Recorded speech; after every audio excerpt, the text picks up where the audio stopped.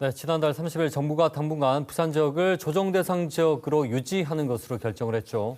이 부동산 시장의 침체가 예상되는 가운데 하반기 부동산 시장 전문가와 함께 얘기 나눠보겠습니다. 영산대 서정열 부동산 대학원장 나오셨습니다.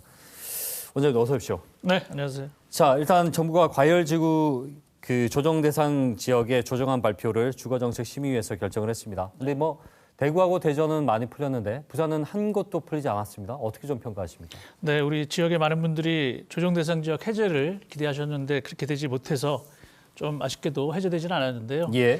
두 가지입니다. 첫 번째는 청약 경쟁률일 거고요. 두 번째는 풍선 효과라고 말씀드릴 수가 있을 것 같습니다. 네네. 청약 경쟁률 같은 경우에는 투기 과열지구에서 세종시만 제외됐거든요. 네. 그 이유가 바로 청약 경쟁률이 높았다라는 이유 때문이었습니다. 세종시 같은 경우에 가격은 2, 3억 떨어진다 그러는데 예. 청약 경쟁률이 지난 3월에 분양한 거로는 164대 1 정도로 네. 이것을 우리 부산에 대치시키면 우리 부산도 지금 61대 1 정도로 청약 경쟁률이 높은 상황을 지금 계속 보이고 여전히 있기 때문에 예. 주택가격 상승률이라든가 아니면 분양권 거래량이라든가 이런 것들은 정량적으로 충족됐음에도 불구하고 네네. 청약 경쟁률 그러니까 정성적으로 아직 우리 부산 지역은 과열될 여지가 있다라고 중앙정부는 본 거고요. 예. 그리고 또 일부 동부산이 아니라 서부산 지역들을 해제해주면 또 좀 풍소류가 나타날 가능성이 높다는 그렇죠. 것을 중앙정부가 예. 경험을 했기 때문에 그런 두 가지 측면에서 우리 부산 지역은 조정 대상 지역 해제가 전면적으로 이루어지지 못했습니다. 사실은 대구 같은 경우에는 수성구 제외하고 거의 다 풀렸더라고요. 근데 네, 그 그렇습니다. 이유가 여러 가지 조건들이 있는데 부산 같은 경우에 결정적으로 이제 청약 경쟁률이 여전히 높기 때문에 언제든지 다시 과열될 수 있다라는 우려가 네, 그렇죠. 핵심적인 정량적인 거네요. 것들은 다소 네. 두 가지 정도가 해당이 됐습니다만 정성적으로 여기 우리 부산은 여전히 과열될 여지가 있다라고 중앙정부는 판단한 것 같습니다. 그리고 풍선 효과까지. 왜냐하면 이건 지난 정부에서 계속 왔다리 갔다리 하면서 우리가 확인했던 부분이니까 네, 그렇죠. 거기에 대한 우려겠죠. 자, 그러면 어떻습니까? 실제 지금 부동산 시장 부산 지역으로 일단 환정을 했을 때 다른 지역은 거래 절벽 얘기가 나오고 있고 침체가 시작됐다라고 평가를 하고 있지 않습니까? 어떻습니까, 부산? 저희 부산도 예. 작년 10월경부터 조금은 거래 절벽을 보이고 있다 이렇게 말씀드릴 수밖에 없을 것 같은데요. 저희 학부나 대학원의 학생 가운데 공인중개사분들이 많으시거든요. 예. 근데 본인 사무실이 아닌 경우에는 월세 내기도 좀 부담스럽다 이런 말씀들을 하세요. 예. 그 얘기는 그만큼 거래가 전혀 없는 것은 아니지만 전에 비해서 상당히 줄었다, 감소했다라는 것이고요. 수치적으로 보더라도 아파트 거래 건수가 2020년 10월, 11월경만 하더라도 우리 부산이 한 13,000건 정도가 거래가 됐거든요. 예. 근데 최근 들어서 매월 그래도 3,000~4,000 건은 됐었는데 2020년 말씀드렸던 것처럼 2021년 10월 이후에는 2,000건 내지 3,000건 왔다 갔다 하다가 최근에는 1,000건까지도 지금 줄었기 때문에 예. 아파트를 포함한 전체 주택을 포함하면 한 40에서 50% 정도 거래가 감소됐다. 그러니까 공인중개사분들이 사무실 월세 내기 어렵다라는 말씀 나올 만도 한 거죠. 수수료가 발생하지 않을 테니까. 네, 그렇습니다. 자, 그런데 이게 사실은 부동산은 심리지 않습니까? 너도 나도 서로 안 팔고 나도 안 사겠다. 이러니까 거래 절벽이 결국 생긴 걸로 지금 판단을 해야 될 텐데 일단은 지금 규제 지역으로 계속 묶인 상태에서 그렇다면 아까 이제 청약 시장을 얘기를 하셨는데 앞으로 올해 있을 청약 또 내년 상반기까지 어떻게 좀 전망을 할 수 있겠습니까? 지금 조정 대상 지역 해제는 되지 않았습니다만 네. 우리 지역의 청약 경쟁률은 앞으로도 당분간 높을 것 같습니다. 예, 왜냐하면 청약 경쟁률이 높을 수밖에 없는 이유가 분양가 상한제를 받으면서 네. 사실은 로또거든요. 그러니까 당첨만 되면 어느 정도 시세 차익을 얻을 수 있는 기대감이 이전부터 학습돼 왔기 때문에 네. 청약 경쟁률은 높지만 실제 계약률은 낮더라도 예. 일단 청약 경쟁률 자체는 당분간 좀 높을 것이다. 왜냐하면 지금 최근에 우리 부산 지역 같은 경우에는 에코델타시티 강서 쪽에 있었습니다만 강서구 쪽에. 특별 분양에서 8대1 정도의 또 높은 청약 경쟁률을 보였거든요.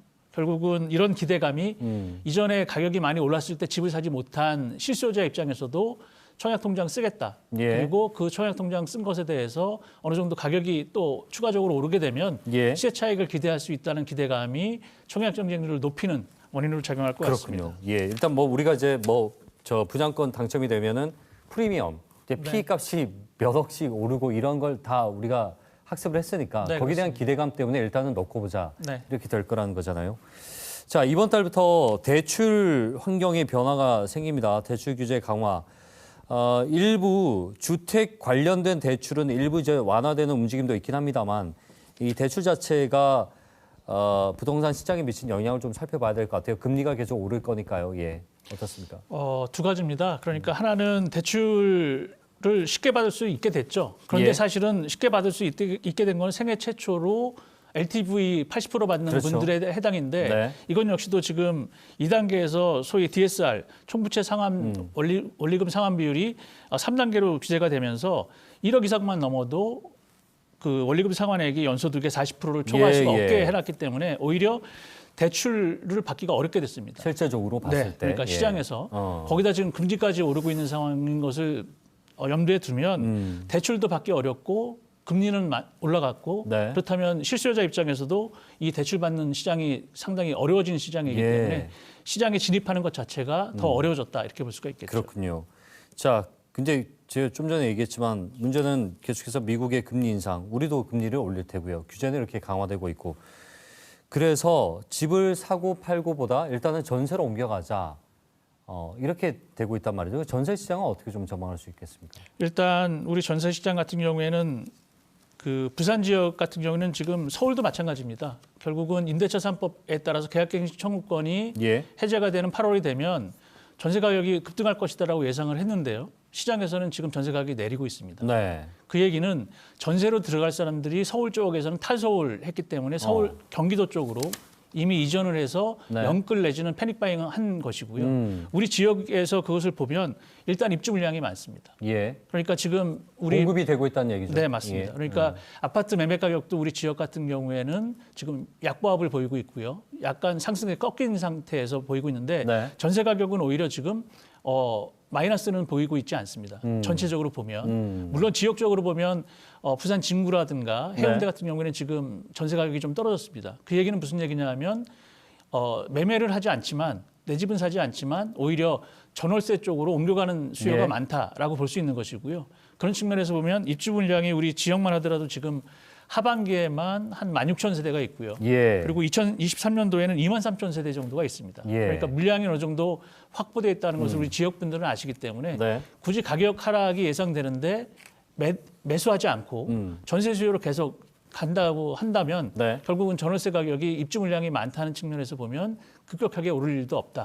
그래서 전세 시장은 제가 볼 땐 당분간은 우리 부산 시장 역시도 조금은 하향 안정화 내지는 안정화 시장으로 네. 갈 것이다라고 예상합니다. 1, 2년 전에 전세 가격이 치솟았을 때는 사실은 공급 자체가 받쳐주지 않을 때 아닙니까? 너도 나도 네네. 집을 사겠다고 덤벼들었을 때니까. 근데 지금은 그런 상황 아니라는 말씀이신 네, 거죠? 2, 3년 전에도 사실 우리 부산 지역은 조금 그 입주 물량들이 계속 네. 누적되어 왔기 때문에 급격하게 오르지는 않았었죠. 알겠습니다. 자, 그리고 좀 시간이 뭐 다 되나 마지막 질문 좀 드려야 될 것 같네요. 그러면 결국 이런 상황에서 실수요자분들은 집을 이제 결국 사야 되느냐 아니면 좀 기다려보는 게 맞겠느냐 이 판단이 서지 않거든요. 어떻습니까? 조금 미루시라라는 말씀 드릴 수밖에 없을 네. 것 같습니다. 왜냐하면 대출은 받기 어렵게 됐고요. 거기에 또 원리금 상환에 대한 금리가 좀 높아지고 있지 않습니까? 예. 거기에 지금 미국 연준이 소위 빅스텝이 아니라 이제 자이언트 스텝 얘기합니다. 그러니까 인플레이션을 걱정했었는데 스태그플레이션에서 이제 더블 D까지 예상이 그렇죠. 될 정도니까 예, 예. 오히려 실수요자라면 우리 지역에 입주 물량도 많고 그렇다면 어느 정도 가격 하락에 대한 하방력이 좀 커질 테니까 예. 조금은 더 기다리십사라는 말씀드리겠습니다. 그러면 최근에 이제 1, 2년 동안은 전반적인 하락세를 전망하는 전문가들이 좀 있더라고요. 그 의견이신 건가요? 네, 거기에 저도 동조를 하는데요. 중요한 포인트는 뭐냐면 만약 교정 대상 지역이 예. 올 하반기라든가 내년 상반기에 해제가 된다. 풀릴 가능성도 있죠. 네, 있습니다. 예. 그렇다면 물론 핀셋 규제라는 것도 하고 있지만 정부가 지역의 특성을 감안해서 핀셋 해제를 할 경우에는 또 지역 시장의 온기가 좀 돌 수 있다는 측면에서 보면 실수요자 입장에서는 계속 시장을 주시하시라. 그렇지만 알겠습니다. 서두르지 마시라라는 말씀 드리겠습니다. 또 임대차 3법 개정 등 여러 가지 또 변수가 있으니까 그런 것도 좀 살피면서 봐야 네, 되겠어요. 맞습니다. 알겠습니다. 우리 말씀 여기까지 듣겠습니다. 고맙습니다. 네, 감사합니다. 영산대 서정열 부동산대학원장과 함께 얘기 나눠봤습니다.